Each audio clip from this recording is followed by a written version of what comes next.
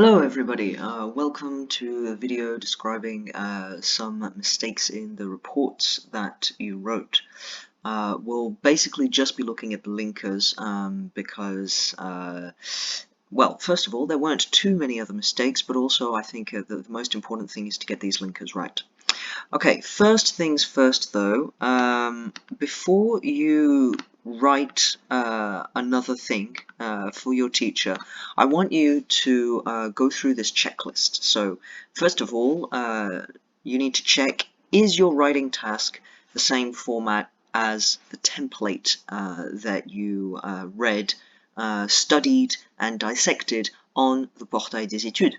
That is to say, do you have the right opening and closing? Do you need a title? Do you need headings? It's very laudable to try to be a little more creative with what you're writing, but when you're doing these writing tasks, it is really fine for you to copy the exact format that you've learnt about, because that's what we're trying to teach you. Okay, so always check the format. Second thing, check your punctuation and capitalization. Have you made sure that there are no spaces in front of your punctuation marks? Because remember, in English, there are no spaces in front of punctuation marks, unlike in French.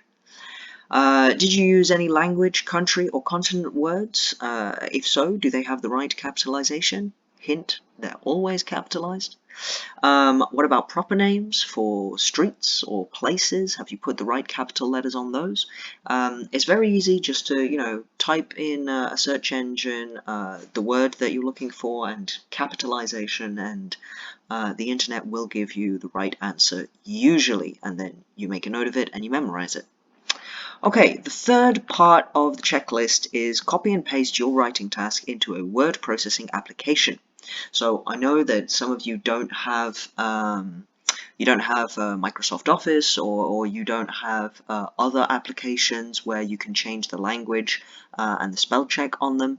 That's okay. There are applications that exist online. There are so many that honestly you just need to take 5 or 10 minutes to look up a few different types to see what works for you. There are free versions, there are subscription versions, there are versions that you can buy outright. But honestly, this is very useful because it teaches you what your mistakes are. Okay, you see your mistakes and you're like, oh right, okay, I spelt that wrong. And also it makes it easier for your teachers to read through your work, and gets rid of any what I call silly mistakes. Okay, mistakes that shouldn't be made at this level. So that's the checklist. Okay, format, punctuation and capitalization, and spell checking in a word processing application. Also, headings and titles should not have punctuation at the end, unless you're doing some kind of creative writing task where you have a sort of literary license to mess around with typical grammar rules. Okay, let's have a look at the linkers now. The first thing I made a note of was, if you use on the one hand, you must provide an on the other hand. A couple of essays had this. So on the one hand, students really enjoyed the trip, and then just nothing, never an on the other hand. And it's a little bit confusing for the reader, because when we read on the one hand, we're like, okay, where is the other hand? Yeah, we expect to have two hands in this situation. Now, let's look at this paragraph. Even though students appreciated most of the sites chosen by the committee, their sizable number forced the organisers to limit their visiting time. Great, no problems with this. Whereas some participants wanted to spend more time there. Now, this whereas is useless. We don't need it, okay? Because we already have even though. So we've got our comparative linker here. On the other hand, while many students liked the History Museum, some were not keen on the Chocolate Museum and expressed regret spending 2 hours there. I don't think this on the other hand is necessary. I think we already have while, so that's fine. We just need to, just give it a little capital letter here. And that's enough, Okay, now moving on to Indeed. I suppose the one thing I still have to say about Indeed is stop using it. It's very overused in your writing tasks. We really don't need it all that often. So, indeed, several activities were expensive and students had to contribute as the visit of the natural cave. What's going on here? I think that this person means such as, not as, alright? Now, yes, we can translate as in French as comme, alright? But what we really want here is such as, tel que, okay? So if you're writing this sentence and you're thinking in French, ask yourself, can I replace this as by tel que? If it's the case, then you shouldn't be writing as, you should be writing such as. So several activities were expensive, and students had to contribute, such as the visit of the natural cave. The problem here is that when we have such as, we immediately assume that the such as is referring to whatever has just come before it. And what has just come before it is students had to contribute. So it makes it strange for us. We're being led down a garden path thinking we're going to be, we're going to be comparing something to what the students had been contributing, but that's not the case. What we're actually doing is talking about several activities, which is over here. So what I suggest is you just take this out. Several activities such as the visit of the natural cave, the whitewater rafting, and the cheese tasting were expensive, and students had to contribute. Generally, you contribute something, or we at least want some kind of adverb there. So maybe we'll just stick in financially here. Okay, that works. We don't need this indeed. It's not very useful. Indeed, if we bring other activities which are spatially close, I think. If we bring together activities which are spatially close, we can save time for the future ones. Again, this indeed, it's kind of redundant. By comparison, making loops around the place where we will sleep will enable us to visit more sites. Okay. What are you comparing? Making loops around the place where we will sleep. Okay. What are you comparing this to? In the previous sentence, there is no different or opposite activity to this. If we want to keep by comparison, we should say planning activities in a straight line wastes time. By comparison, making loops around the place where we sleep will enable us to visit more sites. That's okay. However, if you want to keep your first sentence, you just need to have this without the by comparison, because you're not comparing it to anything, right? So that's just like extra information. Indeed, despite the monocycle activity, some students pointed out the fact that ice cold Coke in February could be replaced by some kind of hot beverage. We don't need this indeed. We've already got a nice despite. Yeah, we've already got that. We don't need indeed. Okay, strike it from your vocabulary. There are very few instances where you really need indeed. Okay, here's another despite. So here we have despite plus a noun. That's great. Fantastic. Despite plus noun. That works. But here we have some kind of situation, okay, some verbs, and it doesn't work. It doesn't make any sense. I think what the person meant to say was, despite the fact that the buggy was, or the buggies, plural, because I assume there were many of them, despite the fact that the buggies shaking while driving can give roller coaster feelings, some students, multiple students, felt sick. Okay, now, syntactically, that works, but semantically, we have a problem. En dépit du fait that some people, could give roller coaster feelings, some people were sick. That doesn't make sense, because the students are sick, feeling sick because of the roller coaster feelings. So we need to replace despite with because of. Because of the fact that buggies shaking while driving can give roller coaster feelings, some students felt sick. If you really wanted to use despite, you'd have to say something like this. Despite the fact that the students assured us that they liked shaky buggies, some students felt sick. Okay, that works because we're saying, well, we thought A would happen, but actually B happened. The students assured us that they liked the shaky buggies, so we assumed that they would be fine, but actually what happened is they felt sick. That's when you can use despite the fact that.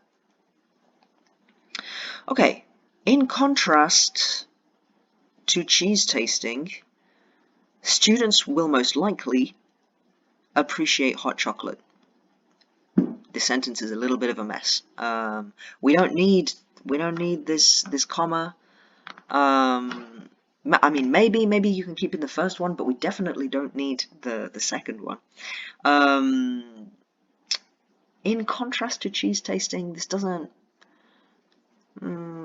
Okay, so if you want to use in contrast to, you gotta have two things to contrast. So in contrast to cheese tasting, hot chocolate tasting was well, actually, okay, hot chocolate taste, yeah, was a great success. Okay, now that doesn't mean exactly what the first sentence means, because the first sentence is assuming something about the future, whereas with this sentence we are just contrasting two things that happened. So let's have a look at our first sentence. I think maybe we could replace in contrast to with unlike cheese tasting, but then we still have to reverse the order of these words, okay? Unlike cheese tasting, so what are we comparing cheese tasting to? Well, we're not comparing it to the students, we're comparing it to the hot chocolate. So unlike cheese tasting, hot chocolate might be more popular. Hot chocolate tasting might be a more popular activity for students. Okay. Regardless of the bad weather, that's impossible. Regardless of the bad weather. Regardless of his popularity, Elon Musk Mars Museum could be a place to visit.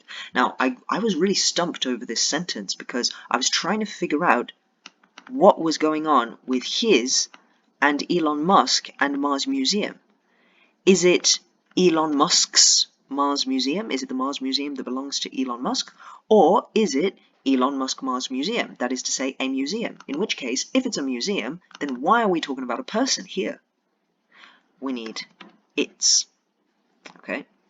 So, regardless of its popularity, Elon Musk Mars Museum could be a place to visit. This is very confusing. Regardless of its popularity. So, if it's very popular, then it could be a place to visit? Well, that sounds very logical. If something is popular, then yeah, it's a good place to visit. So why are we using regardless of? If we want to keep regardless of, we might have to say that it's unpopular, yeah? Despite the fact that Elon Musk Mars Museum is really bad, we could still visit it. But then why would you want to visit it? I'm very confused. I'm very confused about this whole sentence. So, honestly, what makes the most sense to me is because of. Yeah? Elon Musk Mars Museum is really popular, and because of this popularity, it could be a good place to visit. That makes sense to me. On the contrary, for students who just crave for fun, we don't need the for, they could go to the amusement park. Okay. On the contrary, as you can see, we have three mistakes with on the contrary. It's one that really stumps students. So with on the contrary, you want to be contradicting something that you have just said.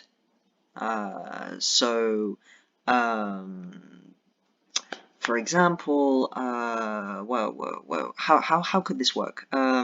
Well, for this particular sentence, it's not. On the contrary, is not going to work. We don't actually need it. You could just go. For students who crave fun, they could go to the amusement park. That works for me. When it comes to transports, last year last year was a specific time, so just past simple. Last year we made the mistake of renting buses to different companies. Okay, so if you rent something to someone, you give them the thing and they give you the money. But that's not what's happening here. We are renting buses from someone. We give the money and they give us the buses. So we made the mistake of renting buses from different companies during the trip. On the contrary, we must ask two. There is no two, I have to ask. We must ask only one company. As for the lodging that we may rent for 3 days, this whole section is very confusing. But let's focus on the problem here.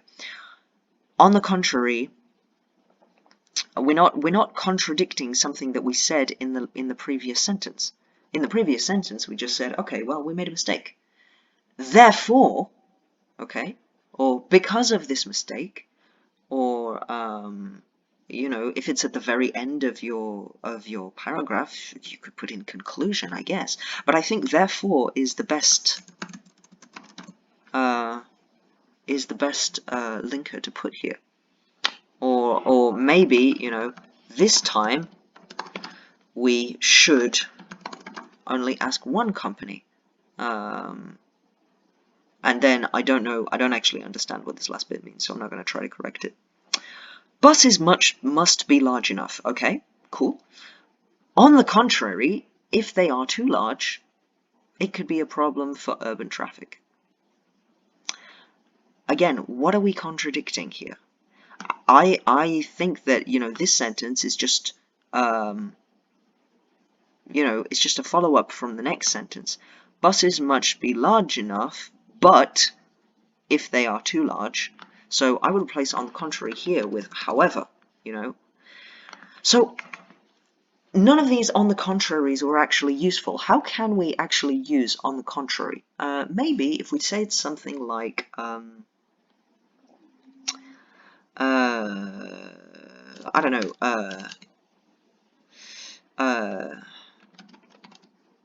people often say the bigger the bus, the better.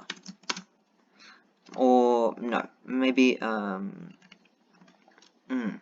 let's see. Can't think of an example off the top of my head. We need to contradict something. So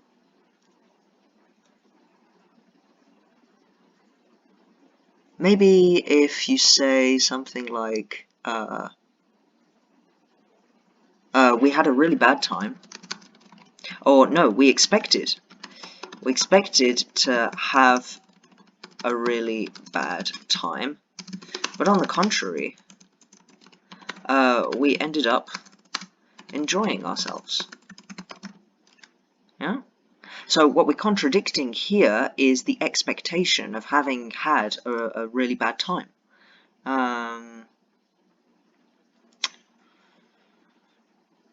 Okay, if I think up any more, I'll come back to it. But in general, when you're using on the contrary, you have to contradict some kind of thing that comes before it. And usually when you're making a mistake, it's because there's actually a much simpler linker that you could be using.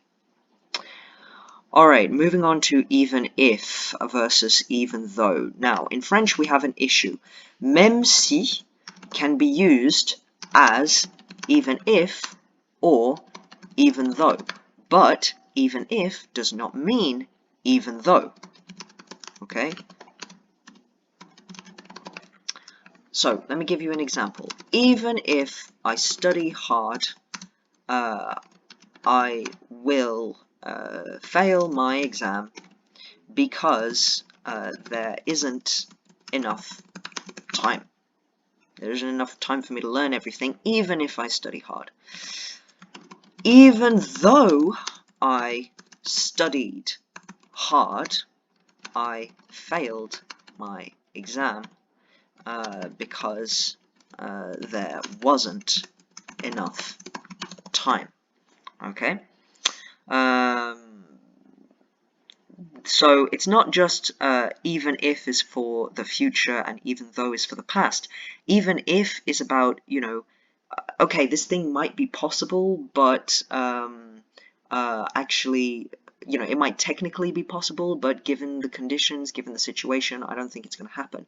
Even though is, well, we tried something, or we are trying something, but it's not working, or it hasn't worked. Okay? So even if it will take more time, the activities will be better appreciated. Now, here, will be should be matched with even though. Even though it will take more time, the activities will be better appreciated. You know, it will take more time. We're pretty certain of that. Okay, we know it will, but the activities will be better appreciated. Even if it could increase costs, guide must be selected to respect hours. Now, in the context of this, as with the previous sentence, we know that the guides will increase the costs. We know they will. So even though it could increase costs, guides must be selected to respect hours. Also, respecter l'horaire, that is not respect hours. That doesn't make any sense. The timetable. To stick to the timetable, not respect the timetable. Or maybe even to allow us to stick to the timetable. Okay, time lost on transports was nearly always present on feedbacks, even though it implies that it will not be possible to have a 3-hour trip in a row. I think that actually this even though needs to be a therefore. And therefore this implies that it will not be able. So basically they're saying, oh, you know, we spent too much time on transport, and therefore we won't be able to do a 3-hour trip all in one go because, you know, the students weren't happy with it. My recommendations are about splitting the activities done each day, or that we do. And actually, this whole sentence is a little bit weird, but we don't make activities, we do them. Okay. Although it is instructive to visit so many museums and monuments, the students also need free time to see whatever they want, to shop. Alternatively, they are exhausted. Okay, what is this alternative?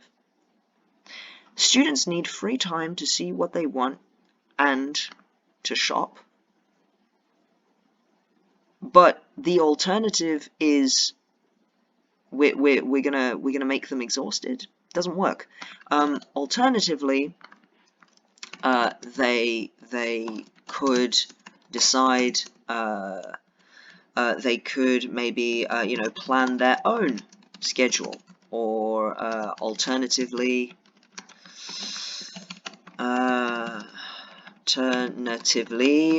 we could provide one jam-packed itinerary and one chill itinerary.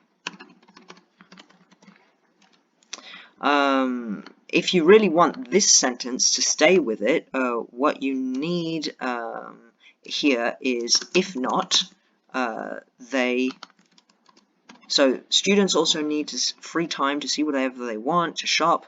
If not, they will be exhausted from the first day and won't be able to keep pace with the itinerary, to keep up with the itinerary.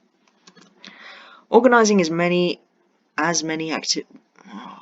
okay, see, we have an as many here, but we don't have an as afterwards, so my brain is just, it's like, where's the as? Where's the second as? So organizing many activities proved to be quite expensive despite our generous budget. Thereby, what's happening? What is this thereby? What you mean is therefore. If you want to use thereby, you need to use it like this. We planned meticulously, thereby avoiding any last minute mistakes due to forgetfulness. Okay, the meticulous planning enabled you to avoid any last minute mistakes. Alright, that's all for the linkers. Thanks for listening, and just remember the most important part of this video is the first bit, okay? Checklist. Always check your writing tasks before you submit them.